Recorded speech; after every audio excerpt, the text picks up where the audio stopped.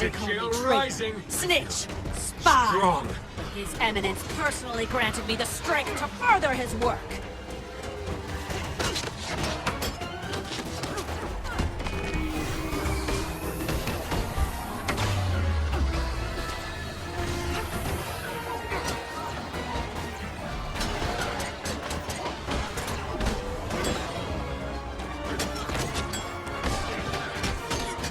There's one to remember me by.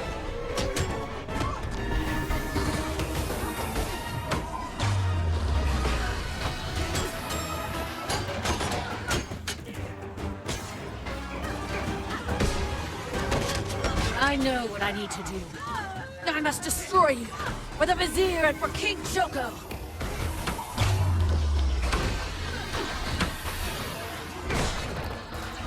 Low on endurance.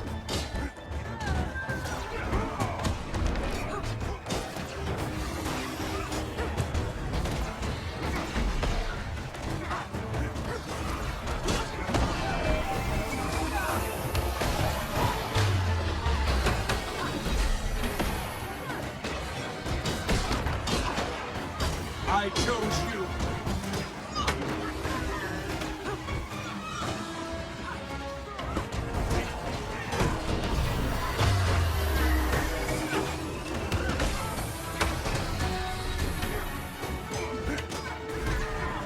Eat my dust.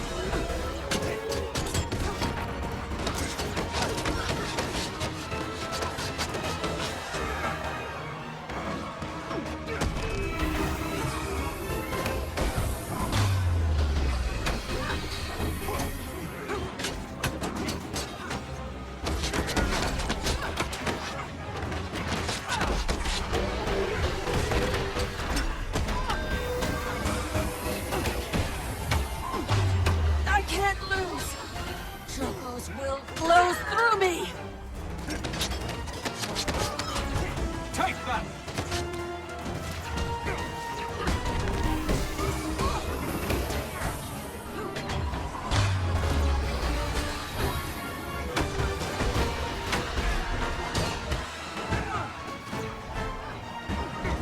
Low on endurance. I chose you.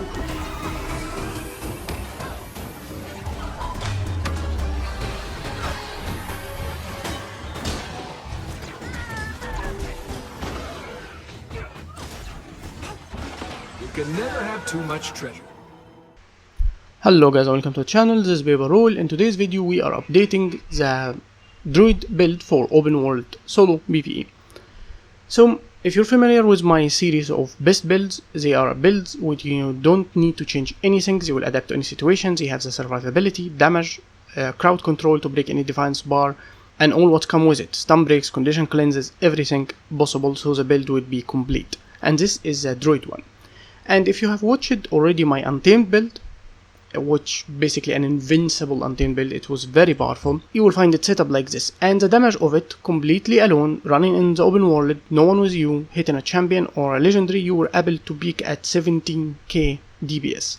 And you can increase the damage obviously if you went with something like Let Loose for the Untamed, but even then you would not have the same DPS that a Druid can put. Druid will still be more DPS. And that is the build we are here to talk about today. So this is the Druid build. I've already released a video for it before the expansion, but it's about time we update it because since we have a new weapon and the relics, the change in rune, everything. So without further ado, let's start with the build. It's a standard condition build with skirmishing and wilderness survival. It is the same setup as the Untamed. Unless you're running short bow, you would run light on your feet, but other than that you would run vicious quarry and everything else is the same. So in skirmishing we get swiftness and fury when you swipe weapons, and we also get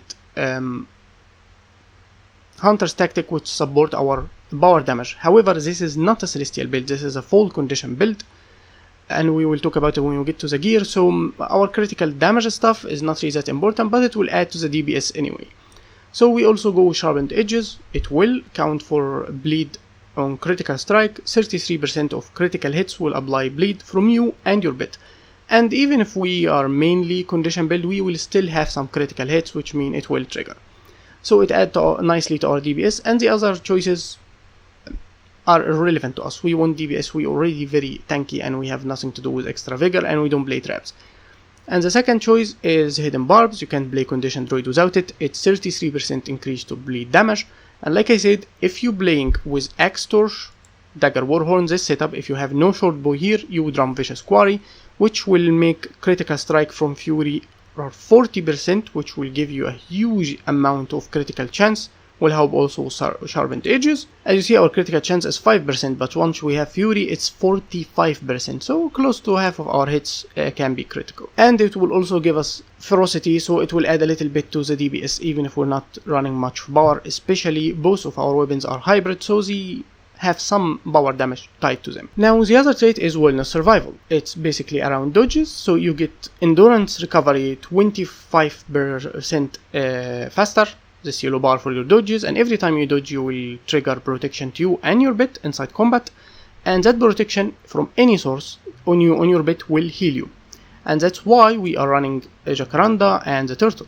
So not only our dodges will start healing us and make us tank better because of the protection, if we really need to survive we can switch to turtle and use this bubble to stop projectile and balls protection to heal us and our bit. It's a standard setup for condition, especially for condition builds for ranger is Jacaranda and turtle, and it can go with any build in the open world basically. Especially for condition we need Jacaranda, and I will be talking about why when we get to the gear. So for our choices we run this for danger. It will give us expertise, turning 7% of our vitality to expertise, and we have a lot of vitality in this build and we need the condition duration.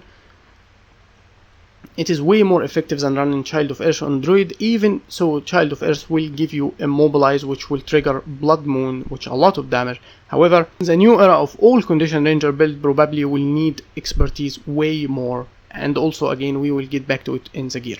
So this one is way more DPS, like 2k more DPS probably than Child of Earth, or at least 1.5k DPS. And we're running ambidexterity, which means we get 120 condition damage and reduce the cooldown of torch and dagger skills, and also we gain 120 extra condition damage if we run in either a dagger or torch, and that's why we run this setup. Dagger and warhorn in one hand, so we have the extra here, and we switch to other hand we have axe and torch, which means we also have the extra 120. While if you want to put a warhorn with axe, for example, you lose the 120 extra with this setup. And the last trait is wilderness knowledge, which means every survival skill we run, and we have 3 of them, will be a condition cleanse, and this is a source for condition cleanse we have, and also a source for reliable fury beside weapon swap and the vicious quarry to also add to our damage with it. Like we said, a best build will adapt to any situation, so if you have no condition cleanse or you only have this one thing inside Celestia Avatar, survivability will be quite difficult in the open world, and that's why I would advise to stick with wilderness knowledge, not go to Poison Master or something like that.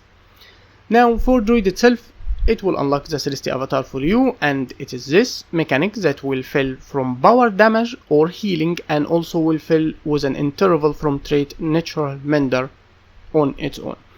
And also you will get healing to yourself once you heal an ally, and your bit count for it. Those are the minor. Now for our choices: Blood Moon, Natural Balance, and Eclipse. It's a standard condition druid, or a DPS druid if you want to say. Druid is quite clear from this. If you want damage, you go the last line in everything. So Blood Moon is basically on 8-second cooldown. Every time you enter Celestia Avatar, you will give daze to everyone around you in 300 radius up to 5 targets. Another effect is you inflict 2 stacks of bleed in PvE on any enemy you disable or immobilize. So daze, stun, float, knockdown, anything you apply from this disable or an immobilize stack will land 2 stacks of bleed. There is no cooldown for this. The cooldown you can read on the skill is only for the days on entering Celestia Avatar, but the effect of bleed have no cooldown, which means anything you will do will trigger this effect. Like days from Warhorn, like days from this glyph, and like actually entering Celestia Avatar, or immobilize from Entangle. Every single pulse of immobilize will trigger Blood Moon, which is the main source of damage we have. And Natural Balance will give you an effect of 10% condition damage and condition duration, and lowering the incoming power damage on you from enemy for 10 seconds every time you either enter Celestia Avatar or leave Celestia Avatar. You can't really a build like that actually to keep it permanently, but you're gonna keep it most of the time, which will help your damage anyway. The last one is another really big source of damage for us is Eclipse, which basically put a condition to every skill inside Celestial Avatar. So you put vulnerability on the first skill, which means a big reason why we will kinda never use it, because we really don't need it this much. Like very rare situation when trying to heal someone or help them and you're empty of other things, you can use it freely, but it's not part of your rotation at all. And the other one would put poison, and it already put blinding and cleanse condition from you and your allies. The second one will put an immobilize, which means it put daze and immobilize, which will trigger 2 blood moon. And this one give might and chill to enemies now, and the last one will give the stability, the might, and also bolts the cripple, slow, and burning, with the last hit triggering the effect black hole, which will trigger 4 stacks of immobilize on your enemy, not 5. The tooltip is wrong because the immobilize happen after the skill actually appear, and will give a big hit of burning to everyone around you. So with Eclipse, the rotation inside Celestial Avatar is equal to about 65,000 of damage without might or anything. It is quite big. So those are basically the traits. Now let's go about the gear. So I use 4 Trailblazer, but actually my weapons are dire because I don't have Trailblazer. I run Trapper Rune. Trapper Rune is the most powerful rune for most condition builds right now. It gives you the highest amount of condition damage mixed with condition duration, 15%. It is really good. And I have tested with other runes, if you think about it, like the Afflicted and stuff, and Trapper Rune is still better. We have a lot of burning in this build, not only poison and bleeding, so we want to support that too. And the extra condition cleanse always will help. And if you run full Trailblazer, this will be a lot. Besides, you also run Malice and Ferality Sigils on your weapons, which basically more condition duration from Malice, 10%, and Ferality will give you 2 stacks of vulnerability for 8 seconds on any enemy you flank, which basically hit him from any area besides the 45-degree angle in front of him. And for Defiance bar enemies, it doesn't matter where you hit them, it will count as a flank all the time with internal cooldown of 2 seconds. And that will actually count towards this relic of aristocracy. You will gain 3% condition duration for 8 seconds every time you inflict either weakness or vulnerability on enemy, and that's why this sigil comes in handy. So not only you will end up with 25 stacks very easily with vulnerability to increase your damage, both bar and condition damage, 25% because of the vulnerability, you will actually gain up to 15% condition duration from aristocracy. Adding them to this, that means around 88%. If you have full Trailblazer, I think you will be in the 90s, which means it's way better to your damage. And all my trinkets also are Trailblazer, everything is Trailblazer. This is a standard setup for many condition builds, at least for solo play right now, is to run Sigil of Frailty and the Aristocracy relic. Basically, it's really good to work with itself. And with the Trapper Rune also, I consider it to be quite standard now. So we explained why we run the weapons like this. Basically, Dagger will give us the extra 120 from ambidexterity, Torch will give it, so we'll have it on both setup. We have a melee setup and we have a range setup, everything you need. And also you have some melee attacks inside Axe because of the Torch. Your Glaives, Celestial Avatar will always make you cleave everything around you, and also you have a focus on melee completely with the Dagger and some range hits and other things to do if you need it to kite a little bit. To give yourself boon and stuff until you can be able to go inside the fight again for whatever reason. Now you can run this build with shortbow. With shortbow you can reach up to a little bit more than 19k completely alone, unsupported, by yourself on a single champion or legendary, also by yourself. No one addition out of condition name, you don't have alacrity, you don't have quickness, nothing. You can break 19k DPS on shortbow. You can reach about 20 or a little bit more in general with this setup. So this setup is a little bit more damage. However, shortbow is quite more elegant in play, I would call it. It's very easy. You can keep distance so fast. You can break the fight immediately and start kiting. It's very relaxing in range. Unlike Axe, you don't have a condition tied to the auto attack, so you always have to go in and start rotating between weapons immediately, while whatever situation can change you can adapt immediately by going shortbow. So it's really up to you. You can sacrifice a tiny bit of damage and go shortbow and have it much easier and more relaxing. I myself miss my old Soul Beast build, which used to have Dagger Torch and Shortbow, so I can now play it with Druid. So if you run Shortbow, I would go with Shortbow and Light on your feet, and I would go with Dagger Torch since we want the higher damage obviously, so you would remove the Warhorn and the Axe, and that would be the setup. And I would go with the same sigil, same rune, same everything. So this is another choice for weapon that you can play. Now for the bits. Jacaranda is the only bit in the game for Druid that actually trigger Blood Moon. Her roots trigger Blood Moon for 4 stacks. Again, the tooltip is wrong. The immobilize happen after the roots appear, so it doesn't count for 4 bolzes. It's actually for 5 bolzes, actually 4 bolzes only, so it's 4 stacks. So remember that. Black Hole is only 4. Jacaranda's root is only 4. Entangle, actually the immobilize happen immediately with the root, so it's actually 6 bolzes. So the tooltip for the 3 skills are actually wrong. 6 here, 4 here, and 4 here. So that's very good. And not only that, the vulnerability from Jacaranda's roots count also for aristocracy stacking. Even so, most bits attack does not count. Even Jacaranda's Cold Lightning does not count.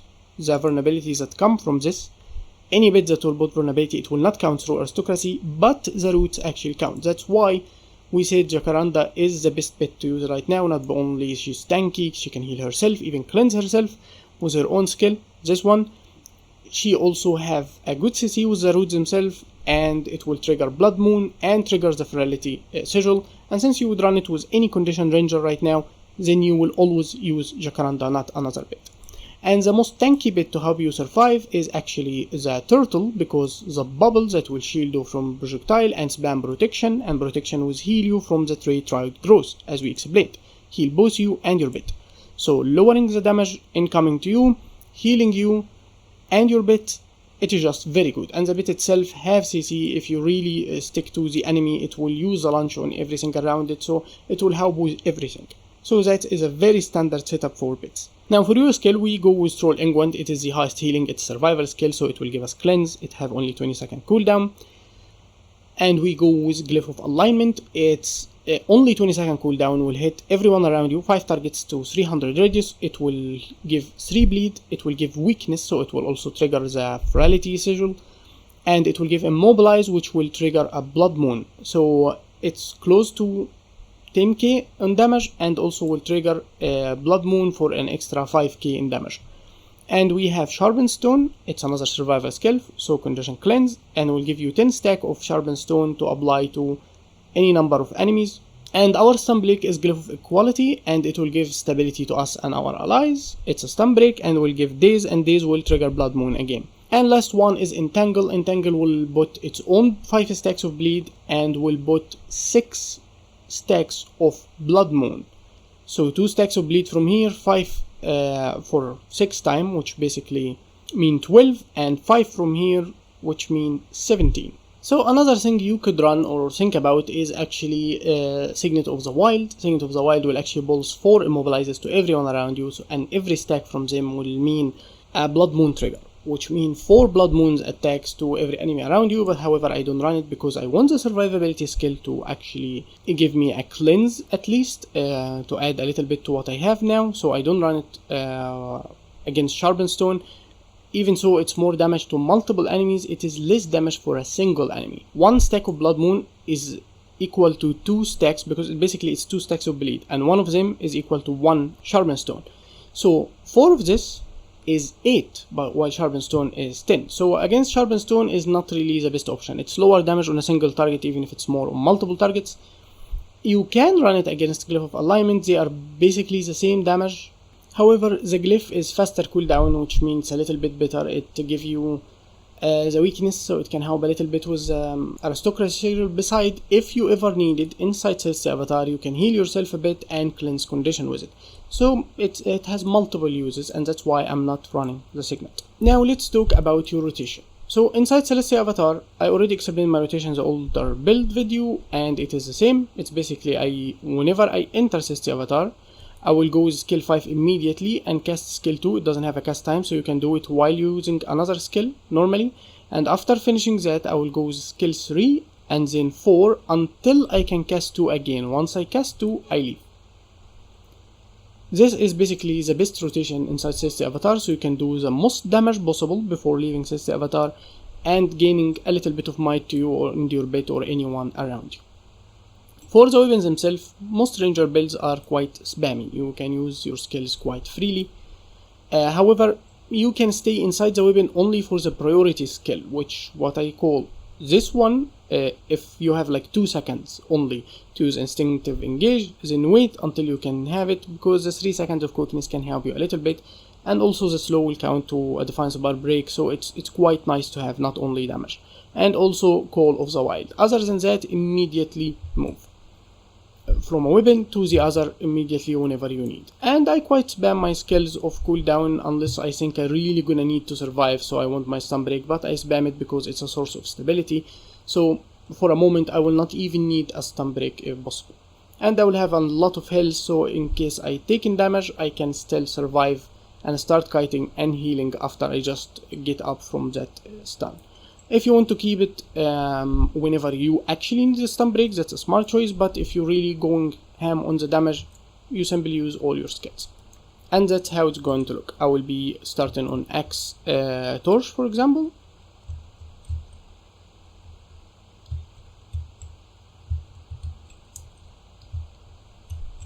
And once I finish all my skills like that, I go to Celestial Avatar.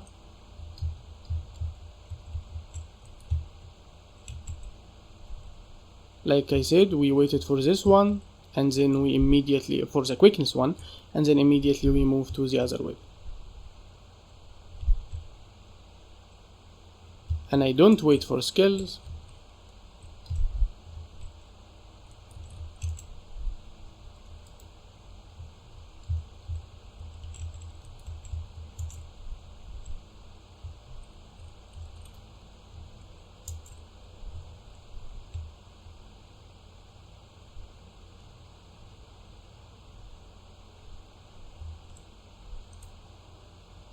So as you can see, you can get close up to 21k and stable around 19k and a little bit more.